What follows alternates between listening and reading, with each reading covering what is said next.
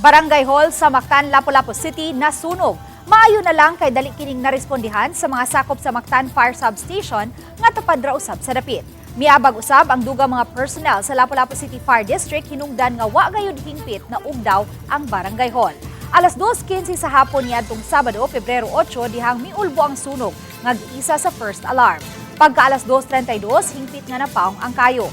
Matud ni FO1 Vincent Ray Reyes, investigator sa Lapu-Lapu City Fire District, nga usa sa gisubay nilang hinungdan sa sunog, ang tino sa welding nga natagak sa mga props nga gibutang sulod sa stockroom. Gikatahong nagpahimo og extension sa stockroom ang Barangay Mactan ug niadtong higayuna may nagwelding sa dapit nga duol ra usab sa gitapok nga mga props sa stockroom. Tungod kay flammable ang mga props, hingpit nga naugdaw ang stockroom ug nakan-an ang opisina sa Barangay Kapitan.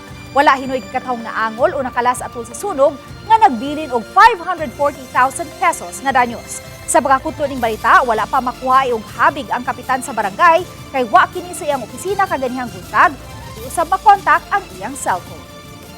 Ang iyang spotter, iyang tigpantay sa opos, nalipat ang tino sa winilding ma'am dito nahagbong sa mga props bitaw.